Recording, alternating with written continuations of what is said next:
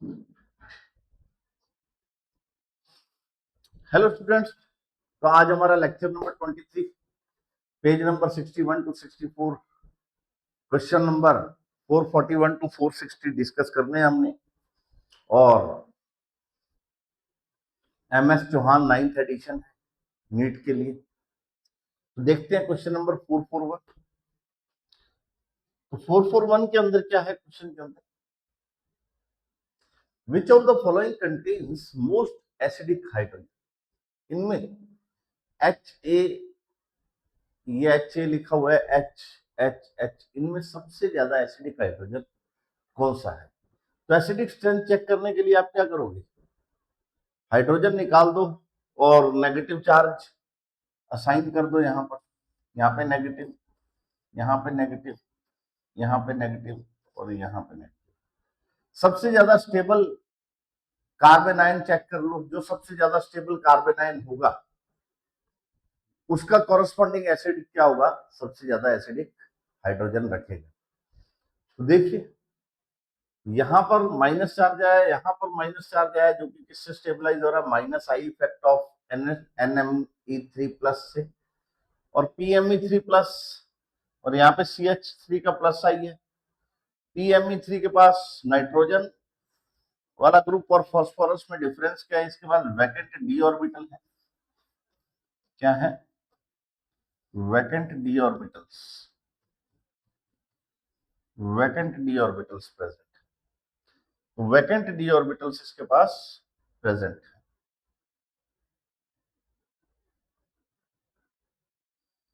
Vacant D orbital present है इसके पास। तो वैकेंट डी ऑर्बिटल के कारण ये नेगेटिव चार्ज जो है वो आसानी से क्या होगा, आसानी से डिलोकलाइज हो जाएगा इन वैकेंट डी ऑर्बिटल में, जिसके कारण ये सबसे ज्यादा स्टेबल होगा। सबसे ज्यादा स्टेबल होगा तो इसका कॉरेस्पॉन्डिंग हाइड्रोजन सबसे ज्यादा एसिडिक नेचर शो करेगा, और यही इसका आंसर हो जाएगा, सी ऑप्शन करेक्ट जाएगा। 441 का सी ऑप्शन करेक्ट हो जाएगा। नेक्स्ट क्वेश्चन है 442, विच of the following has least acidic hydrogen. वही आप नेगेटिव चार्ज लेकर के आओगे, ये H प्लस निकालने के बाद यहाँ से H प्लस निकलेगा तो यहाँ नेगेटिव चार्ज आएगा, ये H प्लस निकलेगा तो यहाँ नेगेटिव चार्ज आएगा, ये H प्लस निकलेगा तो यहाँ नेगेटिव चार्ज आएगा। तो देखिए ये नेगेटिव चार्ज, देखिए सल्फर, सल्फर के पास वैकेंट ऑर्बिटल है तो ये यहाँ भी जाएगा कॉन्जुगेशन में, इसका कॉन्जुगेशन यहाँ भी होगा और इसका कॉन्जुगेशन यहाँ भी होगा। एक तरीके से वैकेंट डी ऑर्बिटल में कॉन्जुगेशन हो जाएगा, और इसका माइनस आई इफेक्ट भी होगा ऑक्सीजन का, OR का माइनस आई इफेक्ट भी लगेगा। तीन तीन चीजों से स्टेबलाइज हो रहा है कार्बन आयन। यहाँ पर कार्बन आयन दोनों तरफ सल्फर के वैकेंट डी ऑर्बिटल में जाएगा, जैसे दोनों तरफ इस तरफ जा रहा था ऐसे यहाँ जाएगा, लेकिन यहाँ पर माइनस आई इफेक्ट काम नहीं कर रहा, यानी इससे लीस्ट हाइड्रोजन एसिडिक क्या हो जाएगा, लेस एसिडिक हो जाएगा। सी वाला, डी वाले से सी वाले का हाइड्रोजन लेस एसिडिक है। यहाँ पर एक तरफ क्या करेगा, ये कॉन्जुगेशन में जाएगा सल्फर के वैकेंट डी ऑर्बिटल में, और एक तरफ माइनस आई से स्टेबलाइज होगा। तो कॉन्जुगेशन का एक्सटेंट जो है हमेशा डोमिनेट करता है हाइपर कंजुगेशन के ऊपर और इंडक्टिव के ऊपर। यहाँ पर कॉन्जुगेशन कम है कंपैरेटिव टू सी, सो ये और लेस एसिडिक हो जाएगा, और यहाँ पर दोनों तरफ ये माइनस आई से स्टेबलाइज होगा तो और कम एसिडिक हो जाएगा। तो लीस्ट एसिडिक हाइड्रोजन पूछा है तो सबसे कम एसिडिक हाइड्रोजन इसमें आ जाएगा। तो अगर मैं ऑर्डर की बात करूं तो सबसे कम एसिडिक ए में होगा, उससे ज्यादा एसिडिक बी में होगा, उससे ज्यादा एसिडिक सी में होगा, और सबसे ज्यादा एसिडिक डी में होगा। ये इसका ऑर्डर आएगा एसिडिक स्ट्रेंथ का। किसका ऑर्डर आएगा, एसिडिक स्ट्रेंथ का ऑर्डर आएगा, एसिडिक स्ट्रेंथ का ये ऑर्डर आ जाएगा। नेक्स्ट क्वेश्चन 443 के अंदर compare acidic strength of 1 to 4।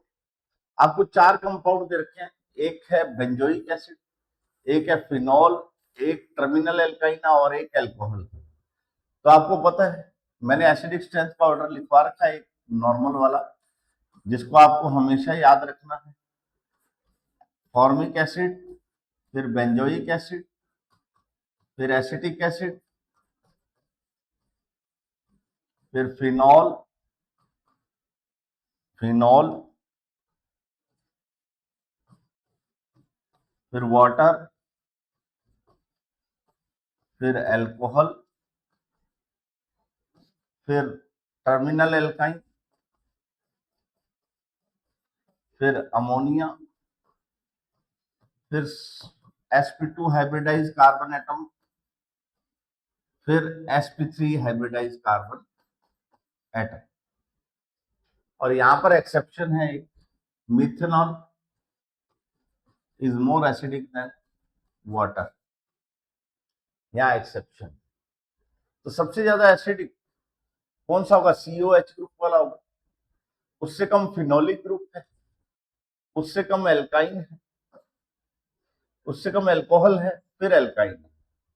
तो सबसे पहले सबसे ज्यादा एसिडिक होगा first, then phenol second, then alcohol fourth, then terminal alkyne third. तो first, second, fourth, third, B option correct हो जाएगा। कौन सा ऑप्शन करेक्ट हो जाएगा? बी ऑप्शन करेक्ट हो जाएगा 413 के अंदर। 413 के अंदर बी ऑप्शन करेक्ट हो जाएगा।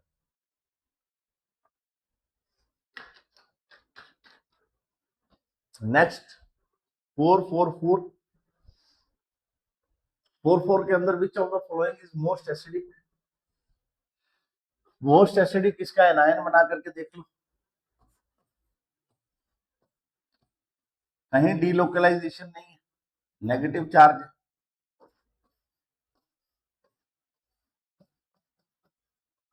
यहां पे O- और यहां पे NH2। जब डीलोकलाइजेशन नहीं है, ऑक्टेट सबका कंप्लीट है, और यहां पर CH3 CH2O-। तो सबसे ज्यादा स्टेबल कौन सा होगा? न्यूट्रल। न्यूट्रल स्पीशीज सबसे ज्यादा स्टेबल होगी एनायन से। कॉन्जुगेशन तो किसी में भी नहीं है, रेजोनेंस स्टेबलाइज किसी में भी नहीं है। तो सिर्फ न्यूट्रल, जो ये नेगेटिव चार्ज स्पीशीज है, इनका सबका ऑक्टेट कंप्लीट है, चाहे न्यूट्रल है चाहे नेगेटिव है। तो सबसे ज्यादा स्टेबल कौन सा हो जाएगा? जो अनआयनिक फॉर्म है वो क्या हो जाएगा?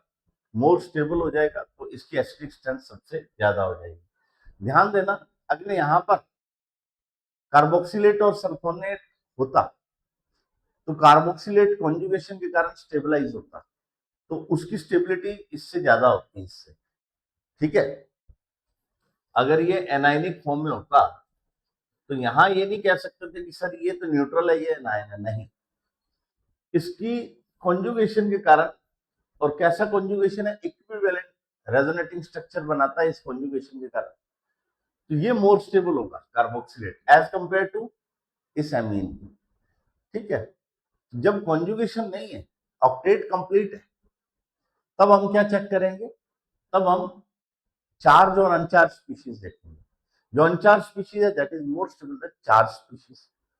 तो अनचार्ज स्पीशीज मोर स्टेबल है, तो कोरस्पॉन्डिंग एसिडिक एसिड भी क्या होगा? मोस्ट एसिडिक हो जाएगा। तो इसका आंसर क्या आ जाएगा? B option. 444 का बी ऑप्शन करेक्ट जाएगा। नेक्स्ट है हमारे पास 445, compare acidic strength of 1 to 5। तो ये भी मैंने आपको बता रखे।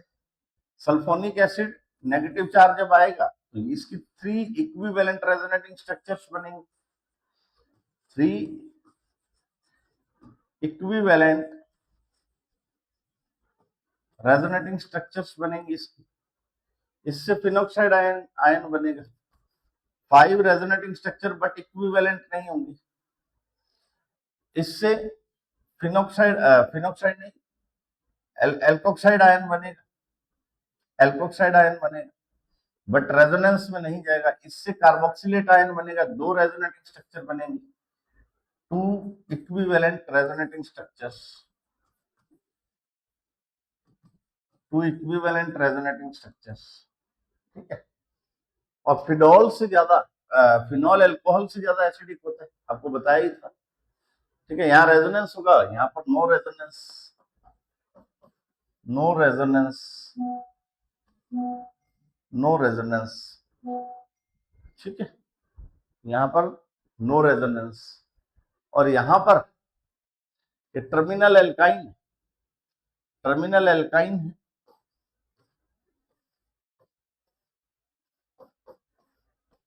यहाँ पे नेगेटिव चार्ज, तो यहाँ पर ऑक्टेट कंप्लीट है सबका, दोनों नेगेटिव चार्ज है। तो तीसरा रूल लगाते हैं हम, more electronegative atom contain negative charge is more stable, तो ये मोर स्टेबल होगा। ठीक है, ये लेस स्टेबल होगा। तो एसिडिक स्ट्रेंथ का ऑर्डर क्या आ जाएगा, इक्विवेलेंट रेजोनेटिव स्ट्रक्चर वाले सबसे ज्यादा स्टेबल, यानी उसका कॉरेस्पॉन्डिंग एसिड सबसे ज्यादा acidic first. 3 equivalent resonative structure बन रही है इसमें, सेकंड में 2 इक्विवेलेंट रेजोनेटिव स्ट्रक्चर बन रही है, थर्ड में 5 रेजोनेटिव स्ट्रक्चर्स बन रही है, थर्ड, फिर फोर्थ, और लास्ट में फिफ्थ, लास्ट में फिफ्थ। तो ये आ जाएगा। तो 1 2 3 4 5, तो एसिडिक स्ट्रेंथ का ऑर्डर भी यही रहेगा जिस क्रम में दिए हुए हैं। तो आपके पास आंसर क्या आ जाएगा, 1 2 3 4 5, ए ऑप्शन करेक्ट आ जाएगा। 4 4 5 का ए ऑप्शन करेक्ट जाएगा, 4 4 5 का ए ऑप्शन करेक्ट जाएगा। नेक्स्ट क्वेश्चन है हमारे पास 4 4 6।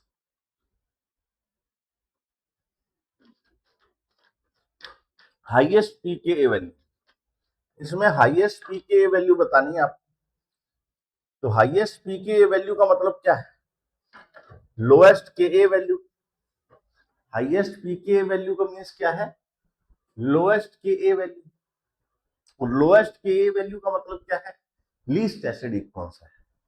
तो देखिए यहां पर हमारा कार्बोक्सिलिक एसिड है, 1 2 नंबर, 3 4 5 6, 1 2 3 4 5 6, 1 2 3 4 5 6, 1 2 3 4 5 6। तो देखिए इसका जो एनायन बनेगा, इससे भी एनायन बनेगा H प्लस देने के बाद, इससे भी एनायन बनेगा और इससे भी एनायन बनेगा। अब इस एनायन से जो फ्लोरीन है इसका माइनस आई इफेक्ट है, तो माइनस आई इफेक्ट या plus I effect distance number power यानी डीएनपी रूल फॉलो करता है। जितनी कम डिस्टेंस होगी तो उसका मैग्नीट्यूड उतना ही ज्यादा होगा।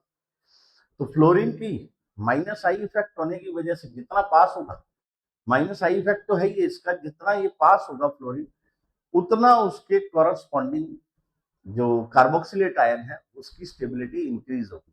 स्टेबिलिटी इंक्रीज होगी तो यानी उसका जो कॉरस्पॉन्डिंग एसिड है वो मोर एसिडिक होगा। तो सबसे पास किसमें, 1 नंबर पर। तो सबसे ज्यादा एसिडिक कौन सा हो जाएगा, डी ऑप्शन, क्योंकि सबसे ज्यादा कार्बोक्सिलेट आयन स्टेबल कौन सा होगा, ये वाला। तो उसका कॉरस्पॉन्डिंग एसिड क्या हो जाएगा, सबसे ज्यादा एसिडिक, डी। डी के बाद ए, 2 नंबर पे चला गया फ्लोरीन, फिर 3 नंबर पे चला गया तो बी, और 4 नंबर पे चला गया तो C, B A B C, B A B C. तो हमारा आंसर सबसे लीस्ट एसिडिक कौन सा होगा, सी, और सबसे मोस्ट एसिडिक कौन सा होगा, डी। ठीक है, लेकिन इसमें क्या पूछा, लोएस्ट के वैल्यू। हाईएस्ट पीके मींस लोएस्ट के वैल्यू, लोएस्ट के means least acidic. Least acidic का आंसर क्या आएगा, सी ऑप्शन करेक्ट जाएगा। क्या ऑप्शन जाएगा, सी ऑप्शन करेक्ट जाएगा। तो हमारे पास 4 4 6 का आंसर आ जाएगा सी ऑप्शन, 4 4 6 का आंसर आ जाएगा सी ऑप्शन। नेक्स्ट है 4 4 7 number question. 4 4 7 number, which of the following has highest Ka value? Highest Ka value means most acidic कौन सा होगा, मोस्ट एसिडिक पूछा है इसमें। Highest Ka value means most acidic कौन सा होगा। मोस्ट एसिडिक ये रहा carboxylic acid, number 1 number 2, number 1 number 2, number 1 number 2, number 1 number 2। तो 2 नंबर पे कुछ ना कुछ लगा हुआ है, सब में क्या चीज कॉमन है, CH2COOH, और यहां पर कोई ग्रुप या एटम लगा हुआ है। तो यहाँ पर Cl लगा हुआ है, एक Cl जिसका माइनस आई इफेक्ट है, यहाँ पे 2 Cl लगे हैं जिसका माइनस आई इफेक्ट है 2 नंबर पे, यहाँ पे 3 Cl लगे हैं जिसका माइनस आई इफेक्ट है, यहाँ पर ओनली हाइड्रोजन अटैच्ड है CH2H, तो माइनस आई वाला जो है वो एनायन को सबसे ज्यादा स्टेबलाइज करेगा।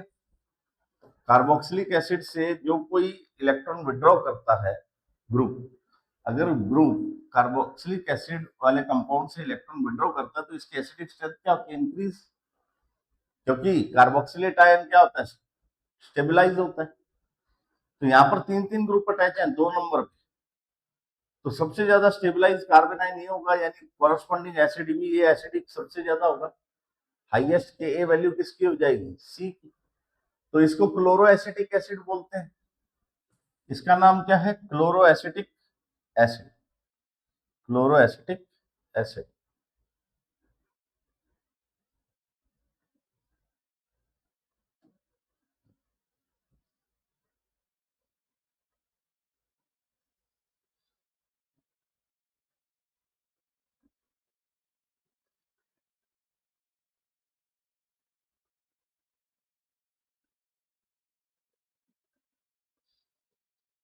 क्लोरो एसिटिक एसिड,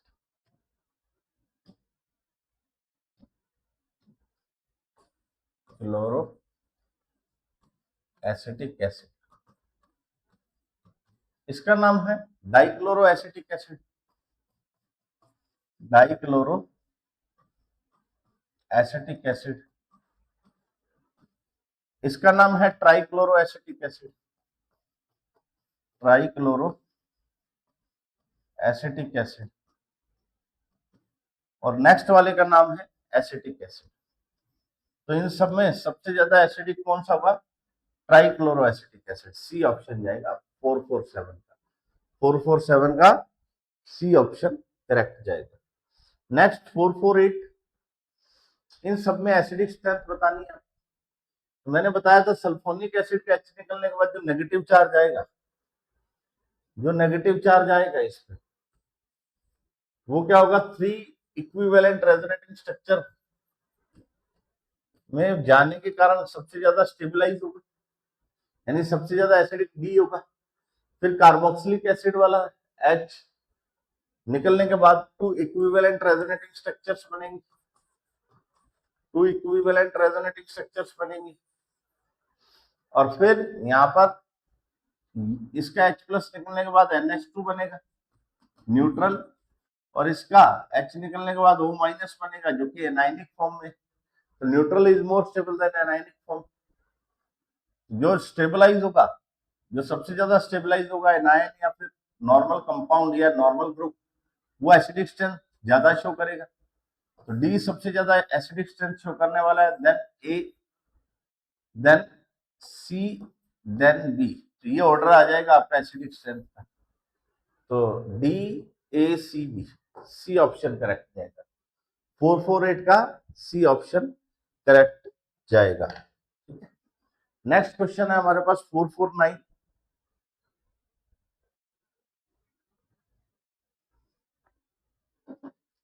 आपको फर्स्ट सेकंड थर्ड में बेसिक स्ट्रेंथ बतानी है।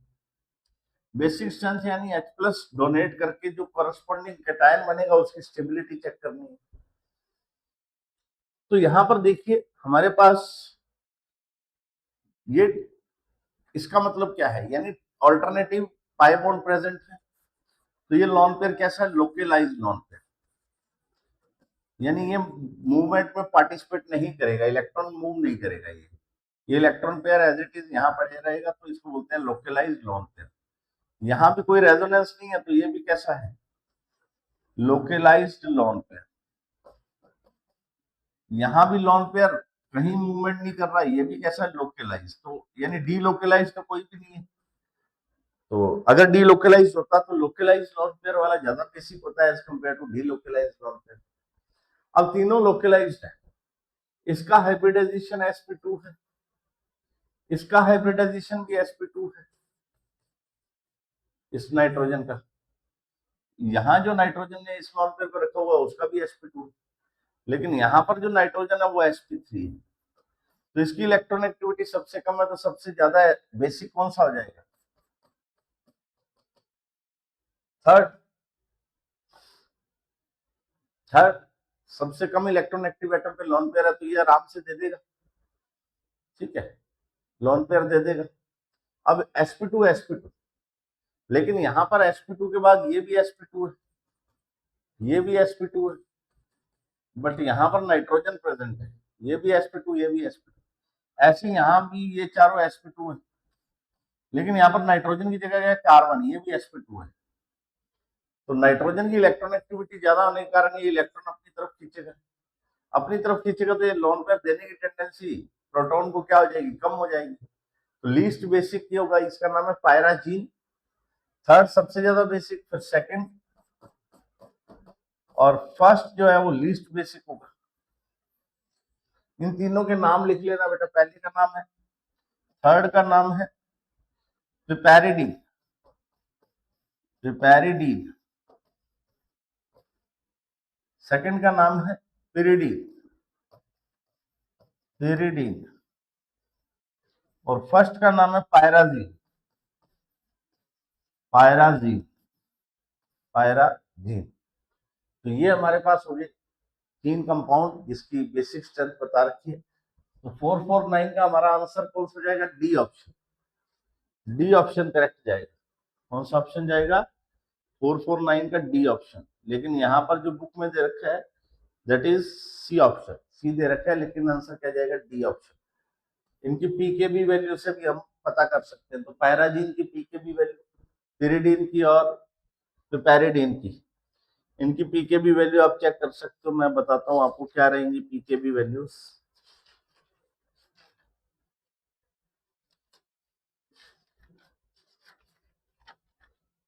पायराजीन की रहेगी 13.30। पायराजीन की जो पीकेबी वैल्यू है, पायराजीन की जो पीकेबी वैल्यू है, पीकेबी वैल्यू 13.30, 13.30। पिरिडीन की है 8.75, पिरिडीन की है 8.75, और जो पिपेरिडीन है उसकी 2.88। भाई पैरिडीन 2.88, तो सबसे ज्यादा पायराजीन की पीकेबी वैल्यू है, यानी केबी की वैल्यू सबसे कम है, यानी लीस्ट बेसिक कौन सा है? पायराजीन। तो बेसिक स्ट्रेंथ लीस्ट बेसिक पायराजीन, फिर उसके बाद पिरिडीन, पिरिडीन के बाद सॉरी पायराजीन के बाद पिरिडीन, पिरिडीन के बाद पिपेरिडीन। तो सबसे ज्यादा बेसिक कौन सा होगा? सबसे ज्यादा बेसिक होगा पिपेरिडीन, थर्ड, फिर सेकंड, फिर फर्स्ट। तो सही है बच्चे, सही ऑप्शन आ गया हमारे पास। Next 450 number question, which of the following is strongest base? Basic strength, lone pair है सबके पास। कैसा लोन पेयर है? डी लोकलाइज और यहाँ पे लोकलाइज। इन तीनों में कैसा है? डी लोकलाइज लोन पेयर, और यहाँ पर लोन पेयर कैसा है? Localize lone pair, localized lone pair. तो सबसे ज्यादा बेसिक कौन सा हो जाएगा? सबसे ज्यादा बेसिक डी हो जाएगा। लेकिन क्या पूछा है? स्ट्रॉन्गेस्ट बेस पूछा है, तो ठीक है। तो सबसे ज्यादा बेसिक कौन सा हो जाएगा? डी ऑप्शन आ जाएगा, 450 का डी ऑप्शन, 450 का डी दिल्ली, 450 का डी दिल्ली ऑप्शन सही है। नेक्स्ट, नेक्स्ट 451, 451, 451 नंबर क्वेश्चन क्या है? विच of the following is strongest base? इनमें से स्ट्रॉन्गेस्ट बेस कौन सा है? इनमें से स्ट्रॉन्गेस्ट बेस कौन सा है? देखना बच्चे, ये एमिडीन क्लास होती है, ये एमिडीन क्लास का मेंबर है, ये भी एमिडीन क्लास है। ये सबसे ज्यादा बेसिक नेचर के होते हैं। ये यूरिया है और ये आपका नॉर्मल एमाइन है, ठीक। तो सबसे ज्यादा बेसिक कौन सा होगा? आप एमिडीन सबसे ज्यादा बेसिक होते हैं, और सारे एक जैसे होते हैं। सारे एटम अगर एक जैसे हैं तो बेसिक स्ट्रेंथ ज्यादा होने की चांसेस हो जाते हैं। देखिए अगर मैं इसका प्रोटोनेशन कर दूं, ऊपर वाले नाइट्रोजन का अगर प्रोटोनेशन कर दिया जाए तो ये इलेक्ट्रॉन इधर और ये इधर, तो इससे एक ये इक्विवेलेंट रेजोनेटिंग स्ट्रक्चर बनेगी। क्या बनेगी? Equivalent resonating structure, equivalent resonating structure. NH2 plus double bond C single bond NH2 single bond NH2। ठीक है जी। नेक्स्ट केस में ये इलेक्ट्रॉन इधर गए, ये इधर गए, ये रेजोनेटिंग स्ट्रक्चर बनेगी NH2 C NH2 और ये इलेक्ट्रॉन इधर, ये इधर, तो NH2 positive charge, NH2 positive. तो एक बार डबल बॉन्ड ऊपर, एक बार लेफ्ट साइड, एक बार नीचे। ठीक है, तो तीन क्या बनेगी? Equivalent resonating structures, three equivalent resonating structures. तो इसलिए एमिडीन क्लास के ये जो मेंबर है सबसे ज्यादा बेसिक स्ट्रेंथ शो करते हैं, ये जो मेंबर है सबसे ज्यादा बेसिक स्ट्रेंथ शो करते हैं। तो ये 451 नंबर क्वेश्चन होगा।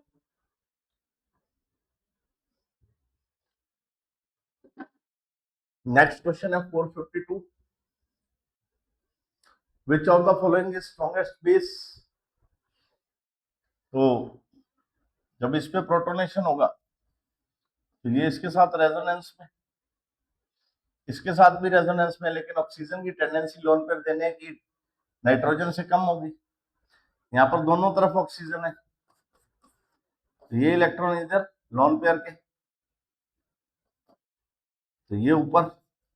ऐसे ही यहाँ पर दोनों साइड रेजोनेंस हो सकता है, दोनों साइड रेजोनेंस होता है। अभी दोनों साइड रेजोनेंस हो रहा है, लेकिन कंपैरेटिवली इसमें रेजोनेंस ज्यादा हो रहा है क्योंकि यहाँ पे ऑक्सीजन की बजाय नाइट्रोजन है, क्योंकि इसका माइनस आई इफेक्ट है, ऑक्सीजन का माइनस आई इफेक्ट नाइट्रोजन से ज्यादा है। फिर अगर यहाँ पॉजिटिव चार्ज बनते हैं तो ये लोन पेयर इधर, ये इलेक्ट्रॉन इधर, और अगर यहाँ पॉजिटिव चार्ज क्रिएट होता है तो ऐसे ही आगे बढ़ जाएगा, लोन पेयर सिंगल डबल वाला आगे चला जाएगा। तो यहाँ भी दो बार रेजोनेंस में जा रहा है, दो बार रेजोनेंस में जा रहा है नाइट्रोजन वाला। तो यहाँ पे ऑक्सीजन था, यहाँ पे नाइट्रोजन हो गया, तो और बढ़ेगी पॉसिबिलिटी। लोन पेयर यानी नाइट्रोजन लेस इलेक्ट्रोनेगेटिव एटम है, तो लोन पेयर देने की टेंडेंसी इंक्रीज होगी। यहाँ पे जो लोन पेयर है, अगर इसका पॉजिटिव चार्ज बनाओगे आप तो ये डीलोकलाइज ही नहीं होगा, तो सबसे लीस्ट स्टेबल हो जाएगा। तो सबसे ज्यादा बेसिक कौन सा होगा? C option. जो सबसे ज्यादा लोन पेयर देगा वो कैसा होगा? सबसे ज्यादा बेसिक होगा। तो 450 का 452 का सी ऑप्शन बिल्कुल करेक्ट, बिल्कुल करेक्ट। नेक्स्ट क्वेश्चन है 453,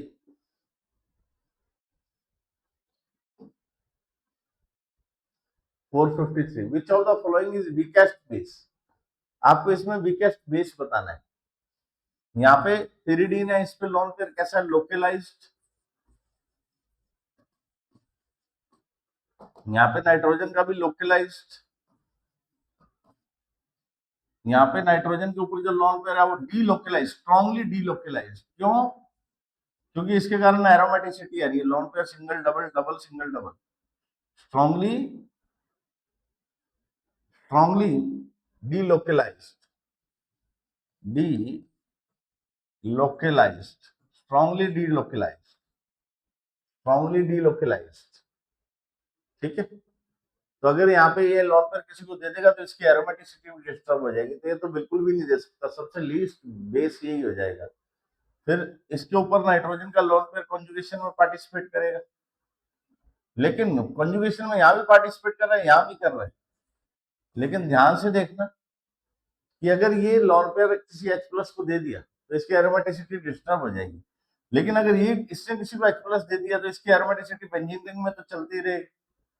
ठीक है, तो वीकेस्ट बेस कौन सा है? ये वाला ये वाला, ये लोन पेयर दे नहीं सकता क्योंकि बहुत एक मेजर काम इसको प्रोवाइड किया गया टू रीगेन एरोमेटिसिटी, तो एरोमेटिसिटी को या टू मेंटेन एरोमेटिसिटी, इसको मेंटेन करने के लिए इसको रखा गया, लोन पेयर को काउंटिंग में किया गया।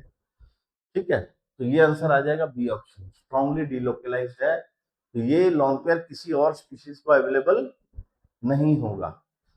नेक्स्ट है 54, 454 नंबर क्वेश्चन। 454 क्या कहता है, विच of the following compound is virtually non basic. Non basic का मतलब जो लोन पेयर कौन नहीं देगा, लोन पेयर कौन नहीं देगा। यहाँ पे CH3 3 है, यहाँ पे CF3 3 है, तीनों के माइनस आई इफेक्ट है, CH3 के तीनों के प्लस आई इफेक्ट है। ठीक है, CF3 2 है, एक है तो एक माइनस आई, दो प्लस आई, यहाँ पे तीनों माइनस आई, तो जितने ज्यादा माइनस आई इफेक्ट लगे होंगे तो ये लोन पेयर देने की टेंडेंसी उतनी कम होगी, कम होगी, तो ये क्या हो जाएगा, नॉन बेसिक। कौन सा हो जाएगा, नॉन बेसिक। तो आंसर हमारा आ जाएगा डी, वर्चुअली नॉन बेसिक का आंसर आ जाएगा डी ऑप्शन। 445 का 453 का 453 का हमारे पास आंसर आता है बी ऑप्शन। 453 का बी ऑप्शन करेक्ट जाएगा। 453 का बी और 454 का, 454 का क्या जाएगा आंसर सही, 454 का डी ऑप्शन, बिल्कुल करेक्ट, बिल्कुल correct. Next 455, which of the following is weakest base. देखिए, एमाइड है, एनिलीन है, इमीन है और एमिडीन है। तो मैंने बताया था आपको एमिडीन क्लास सबसे ज्यादा बेसिक, क्योंकि इक्विवेलेंट रेजोनेटिंग स्ट्रक्चर बनेंगी, दो इक्विवेलेंट रेजोनेटिंग स्ट्रक्चर। ठीक है, एमिडीन क्लास सबसे ज्यादा बेसिक होती है, और यहां पर ये न्यूट्रल स्पीशीज है, ऑक्टेट सभी का कंप्लीट है, कॉन्जुगेशन नहीं है, लॉन पेयर सिंगल ही है, लॉन पेयर सिंगल सिंगल एक तरीके से। नेक्स्ट में कॉन्जुगेशन है, कॉन्जुगेशन है यहाँ पर, और कॉन्जुगेशन यहाँ पे भी है रिंग के अंदर। ठीक है, वीकेस्ट बेस कौन सा होगा, यहाँ पर near to equivalent resonating structures बनेंगी, और मैंने बताया भी था कि जो एमाइड्स होते हैं, जो एमाइड्स होते हैं वो क्या होते हैं, जो एमाइड्स होते हैं वो क्या होते हैं, सबसे वीक बेसिक होते हैं, सबसे वीक बेसिक होते हैं एमाइड्स। तो आपका आंसर क्या आ जाएगा, C option, weakest base, C option. 455 का सी ऑप्शन जाएगा, 455 का सी ऑप्शन। 456 का which of the following is weak base, जिसका कॉरेस्पॉन्डिंग एसिड स्ट्रॉन्ग होगा उसका कॉन्जुगेट बेस क्या होगा, वीक। तो strongest acid sulphonic acid strongest होता है, उसका कॉन्जुगेट बेस क्या हो जाएगा, वीक। तो सी ऑप्शन, 456 का C option. Next, which of the following carbon will be deprotonated first on treatment with base. कौन जल्दी से जल्दी हाइड्रोजन निकालेगा बेस से रिएक्शन करने पे। ठीक है, तो अगर ये H प्लस निकलता है तो एनाइन यहाँ आएगा, ये H प्लस निकलता है तो एनाइन यहाँ आएगा, ये H प्लस निकलता है तो एनाइन यहाँ आएगा, ये H प्लस निकलता है तो एनाइन यहाँ आएगा। देख लेते हैं वन बाय वन, 1 2 3। ये रहा कार्बन, ये रहे दो हाइड्रोजन, ये रहा हमारा डबल बॉन्ड,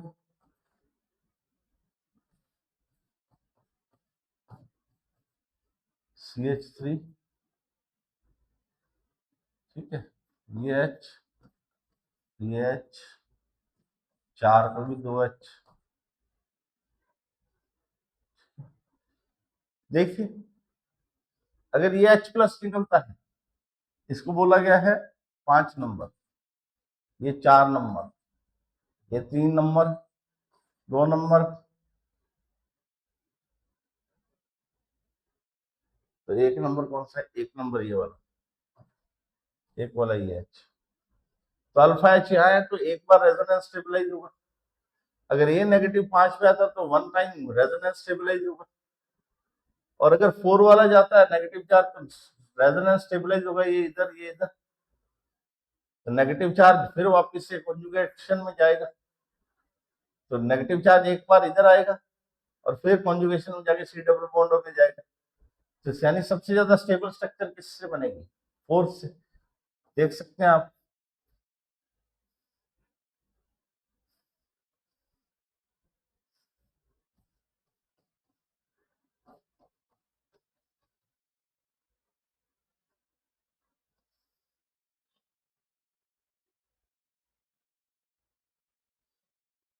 ठीक है,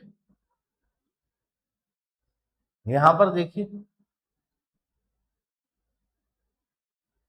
अगर फोर्थ वाला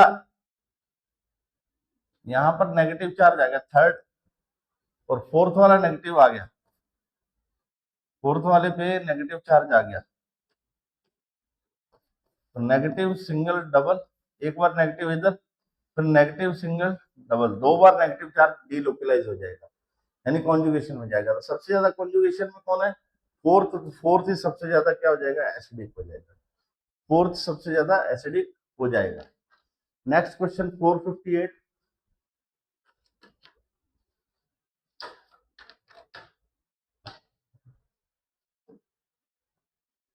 आपको एसिडिक स्ट्रेंथ बतानी है। ये COH ग्रुप है, ये COH है। नाइट्रो का -I-M, विड्रॉइंग इफेक्ट है इसका +I+H। तो जो विड्रॉइंग ग्रुप है वो एसिडिक स्ट्रेंथ इंक्रीज करता है। कार्बोक्सिलिक एसिड हो जाए, चाहे अल्कोहल हो, कोई सा भी हो, उसके एसिडिक स्ट्रेंथ को क्या करेगा? ये इंक्रीज करेगा। ठीक है, तो -I के कारण फोर्थ, फिर फर्स्ट। अब इन दोनों में कुछ भी नहीं लगा हुआ, सॉरी, ये फिनोक्साइड आयन है, ये अल्कोहल है, तो phenol is more acidic than normal alcohol, तो आंसर आएगा थर्ड, और उससे कम आंसर आएगा सेकंड। तो fourth first third second, fourth first third second, D option आ जाएगा बच्चे। कौन सा ऑप्शन है? D option. नेक्स्ट क्वेश्चन है हमारे पास 459। विच of the following is the strongest base? तो यहां पर देखिए, यहां पर क्या लग रहा है? सर इफेक्ट, 1 2 3, क्या लग रहा है? SIR effect. तो सर इफेक्ट के कारण ये जो lone pair out of the plane आ जाएगा, यानी इस कॉन्जुगेशन में पार्टिसिपेट नहीं करेगा, क्योंकि आउट ऑफ द प्लेन आ चुका है ये, और ये प्लेन में है रिंग वाले सारे। नाइट्रो का -I-M कौन लगेगा? जब ये प्लेन में होगा, तो प्लेन में तो है नहीं, तो ये क्या है? आउट ऑफ द प्लेन है। आउट ऑफ द प्लेन के कारण ये लोन पेयर H+ को आसानी से मिल सकता है। तो स्ट्रॉन्गेस्ट बेस भी कौन सा हो जाएगा? D option. कौन सा हो जाएगा? D option. नेक्स्ट हमारे पास है 460। इसमें एसिडिक स्ट्रेंथ बतानी है, तो आपको पता है सल्फोनिक एसिड, फिर कार्बोक्सिलिक एसिड, फिर अमोनिया के ऊपर जो प्लस चार्ज है वो, फिर OH। तो हमारा आंसर आएगा DACB, DACB, DACB। तो सी आंसर बिल्कुल सही है। क्या आंसर सही है? सी ऑप्शन बिल्कुल क्लियर है। नेक्स्ट है 460। अच्छा, 460 हो चुके हैं। तो ये हमारे आज तक के क्वेश्चन से। कल हम नेक्स्ट लेक्चर में करेंगे 462, 461 to 480। Okay, bye bye, take care students.